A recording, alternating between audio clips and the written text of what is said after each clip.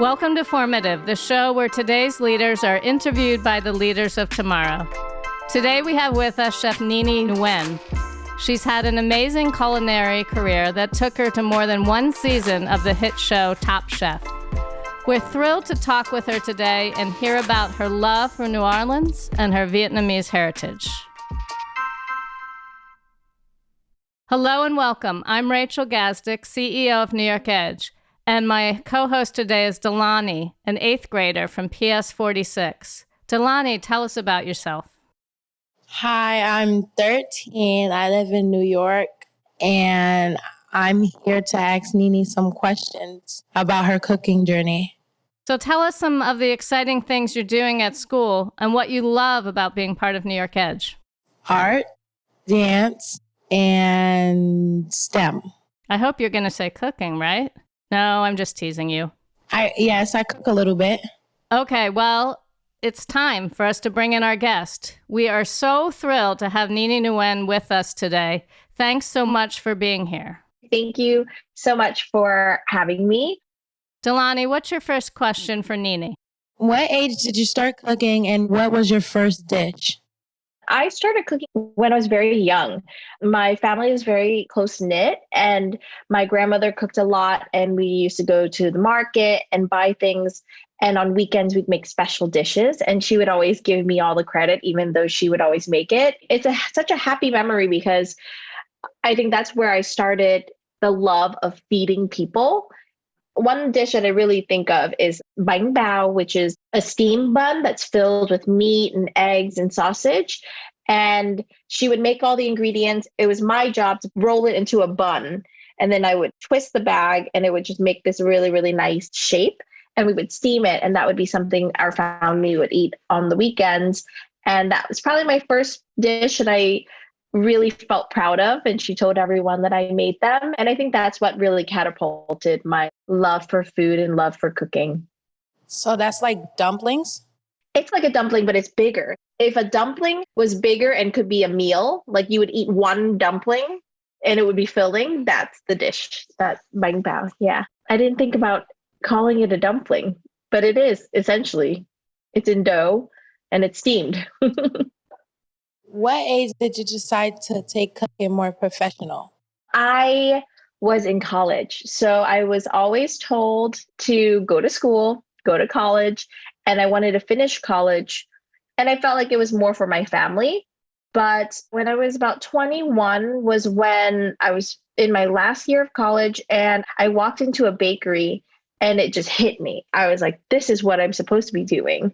And I spent the last year of college trying to finish college, but also put all my energy towards my next step, which was going to be going to culinary school. What college did you go to?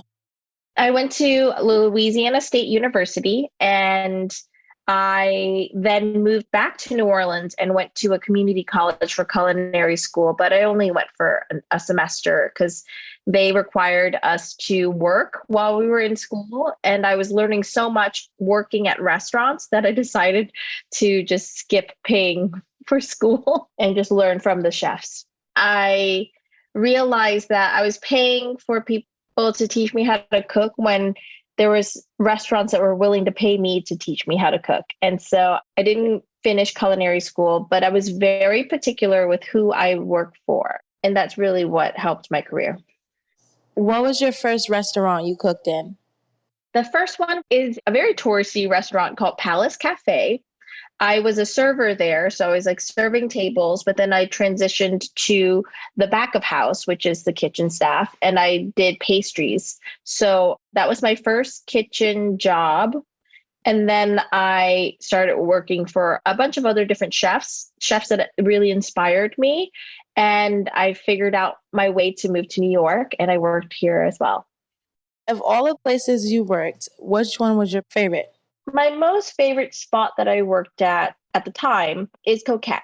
Coquette, I worked for a year right before I moved to New York, and it was a very fun and exciting restaurant in New Orleans. We used to buy everything from the farmers, and the farmers will pull up to the restaurant with their trucks, and the chefs will get on the trucks, and we would just pull whatever we thought looked good and we would make a menu. Our menu changed every day.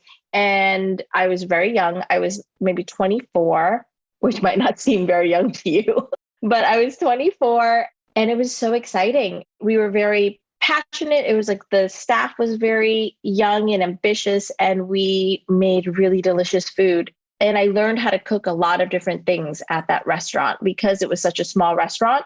I look at that memory of working at that place very fondly. Being that you're from Louisiana, was it hard to learn other cooking styles?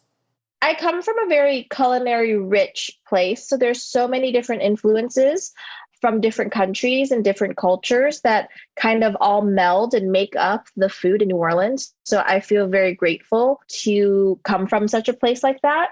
I think that it wasn't hard knowing how to cook Vietnamese food because I grew up with it, and knowing how to cook New Orleans food, which is very French focused, Spanish, German, Italian, West African, Caribbean. You kind of learn all these methods, and there's so many different ways to cook. And so I feel like I didn't really have trouble learning how to cook other things.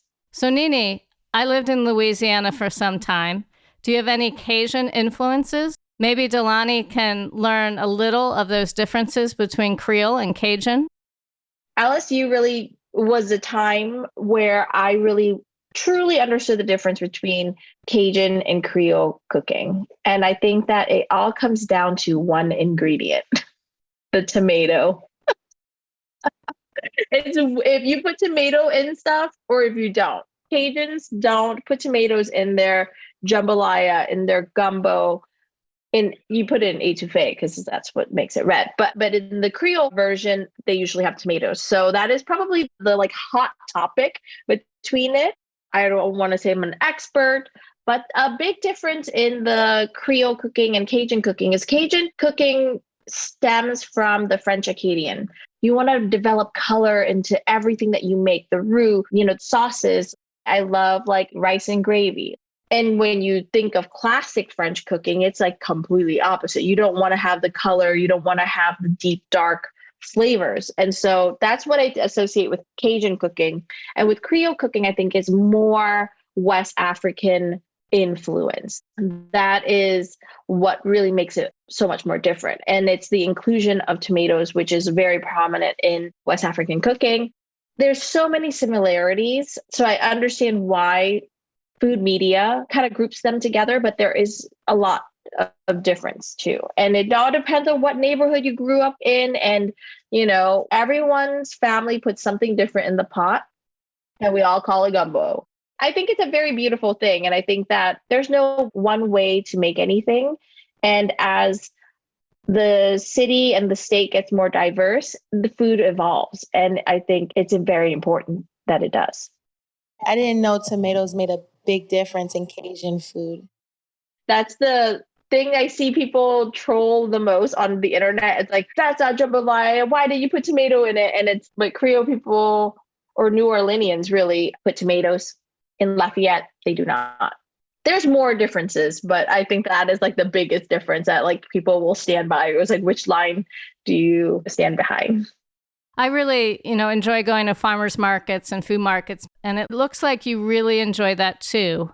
Where around the country are your favorite markets? Growing up in Louisiana, we do have great produce. We get strawberries twice a season. And there's one farmer's market that I really enjoy there in Mid-City, but nothing beats the Union Square's farmer's market. I think it's iconic. I might be biased, but I've lived here for almost a decade and I never get tired of it. I'm going to get a lot of slack for this, but New Jersey corn is pretty much like the sweetest corn in America. I love New Jersey corn, tomatoes, and peaches. So good. I love ripe vegetables and fruits. I'm all about using your nose. And if it smells like whatever fruit it's supposed to be, it's most likely going to be delicious. And I wish more people were a little bit more picky when they pick their fruit, but I guess everyone has to buy the not so great fruit. And I will always be the one buying the best. Wonderful. Did you get to tour around the country or world? Can you talk a little bit about that? Yeah. So after working in restaurants in New York, I worked for a pop-up company called Dinner Lab. I wasn't one of the touring chefs, technically. I helped execute all the dinners for all of the like touring chefs. And that was probably the best experience I had because normally chefs don't get to travel very much. And I got to travel to different cities, sometimes 3 cities in 1 week. And I'd have to help a chef create a 5-course menu and execute it for 120 people in different cities. It's like dinner impossible. It was a crash course for me for cooking. You know, when you give any chef opportunity to do their 5 best dishes, they're going to show you all kinds of different techniques. And I learned so much in that 1 year. I probably also aged so much in that 1 year because I worked so hard, but I would not trade that experience for anything else. I think that was when I really learned how to be a chef. That's when I became way more dynamic and good at thinking on my feet.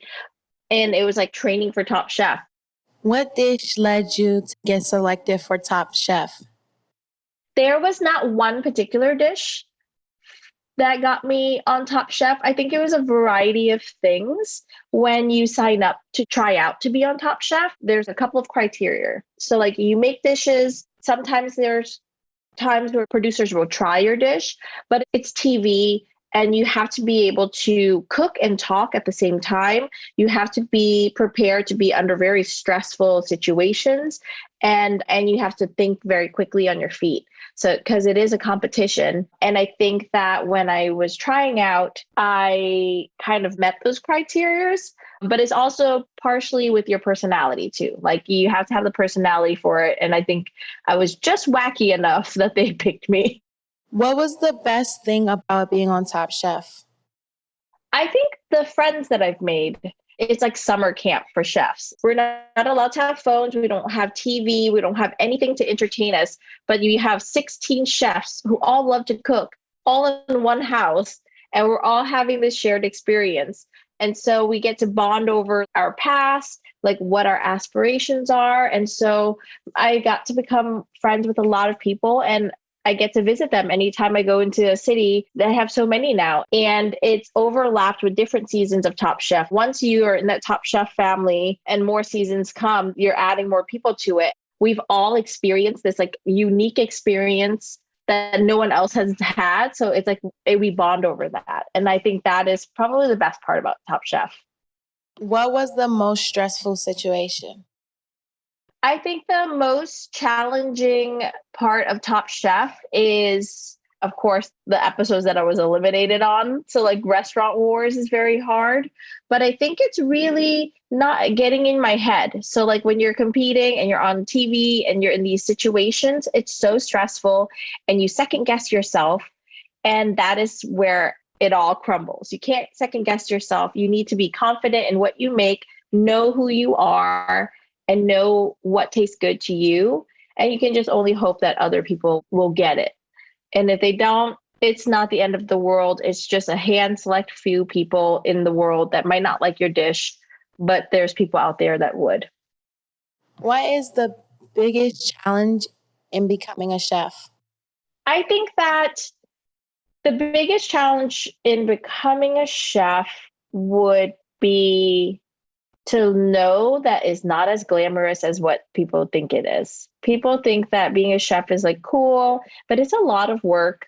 And when you think about it, when people are celebrating and, you know, partying, you're in the kitchen working. I think that's probably the hardest thing about being a chef. But it's really hard for me to say that because I get to do what I love and it brings me a lot of joy. So there are some difficult things, but for the most part, I'm very grateful that I get to do something I really like. That's good. I noticed that you originally started as a pastry chef. What made you want to go into savory cooking rather than continuing with the pastry cooking style? I started with pastry because I didn't know anything about it. So when I went to culinary school, I started in pastries because I wanted to understand the science of food, which I'm very thankful that I did. I'm grateful that I started in the pastry world because you learn the chemicals that make cakes rise, yeast, and all of these things. And I can apply it to savory cooking. Now, I switched to savory cooking after I worked in a couple of restaurants in New York, and it was because I didn't want to limit myself. One, it's more common for women to join the pastry team than the savory cooking line because I think like the hours are a little different and it's just like it's a lot of science and precision. I don't know why women usually gravitate towards the pastries, but I didn't want to just be another woman chef who's a pastry chef. I wanted to be more dynamic. I wanted to learn more and express my creativity in more than just like with sugar. And so I went into savory cooking because I really wanted to share my Vietnamese food with people. Do you think being a woman in the cooking industry is hard? If so, why? I do think that it is harder to get more respect that we deserve in the kitchen as women. I think that it's always been a male dominant field, but now I think things are changing. And I think that people are seeing that when women are in leading positions in the kitchen, that employee retention is higher. People don't quit their jobs as much because it's led in a different way. It's not so macho, like extreme and abusive. But I think that for me, as a woman, I've had like trouble in certain situations in cooking, but for the most part, I feel like if I didn't let it bother me, I would just let it go. I just pretend like it didn't happen. Maybe that's not that great, but I was too ambitious to let anything get in my way, whether I was a girl or a boy. What advice would you have for a young woman like me to start cooking and becoming a chef? I would say be creative. Don't let people tell you how to make food. Be open and absorb all the information you can. And this doesn't only apply to just cooking. Always be hungry to learn. It does pay off to think outside of the box. So don't think that there's only one way to make something because that's what's going to make you unique is your creativity, whatever you might learn and absorb and how you adapt and use that information, that's unique to you. And so keep that and stay true to yourself and know what tastes good to you and like stick with that. It sounds weird. Like don't ever cook for someone else. Don't ever cook for someone else's palate. Don't cook something because you think that they will like it. Cook something that you like. It's very intimate to cook something and then like share it with someone. And it's very vulnerable. You can be very vulnerable when you do it. But I think that when you stay true to yourself and you're like, this is good to me, most likely other people are going to think the same. So always trust your intuition and your taste buds when you're making something. Are you interested in learning how to cook and be a chef? I wouldn't say become a chef, but I like cooking. Do you cook a lot with your family? Yes. Is there a special dish that you like to help your family make? Stewed chicken. I love stewed chicken. It's so comforting.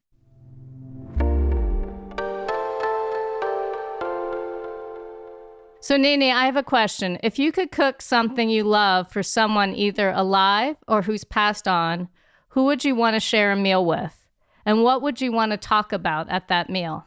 I think this might be a little cliche, but I really thought that I would meet Anthony Bourdain in my life. Like most of my friends have met him. I never got to meet him, but I just remember being a kid and seeing him going and traveling in Vietnam and coming to New Orleans and the Cajun country and seeing how much he appreciates the cultures that are like the fabric of my being. And I would love to share a meal with him and just talk about it because I think we both appreciate it. And I think that it would be really cool. Our last question that we ask all our guests is if you could give advice to yourself when you were 13, what would that advice be? I still give this advice to like my 30 something year old friends, but it's not to care so much what other people think. Do you be true to yourself. I think that is like the key to happiness, is to not care what everyone else is thinking, only care about how you feel. Of course, like don't hurt other people's feelings or anything like that, but don't worry about what other people think. People are probably not thinking about you when it comes down to it. And I think I was always so nervous about, oh, what did they think about me? Or, oh, they must think that I'm this way. No one's paying attention. So as long as you're not doing harm to other people, no one's paying attention whether you like mess something up or not. And it's okay. It's okay to make mistakes as long as you learn from them. Nini, thank you so much for joining us today. Thank you so much. I would like to thank my co-host, Dalani. I think you were amazing. Thank you, guys. Thank you so much. I feel very honored, and it was really nice meeting you all. You too, Nini. Thanks for listening to Formative, a production of New York Edge. I'm your host, Rachel Gazdick. My co-host today was Dalani from PS46M in Manhattan. She was assisted by Deshauna Dawson. Our production partner for this series is Citizen Racecar. This episode was produced by David Hoffman and Tasha A.F. Lemley. Post-production by Alex Brower. Original music by Garrett Tiedemann. Production management by Gabriella Montequin. Thanks to the whole team here at New York Edge for making this series possible. Never miss an episode of Formative by subscribing to the series at newyorkedge.org/formative or wherever you get your podcasts.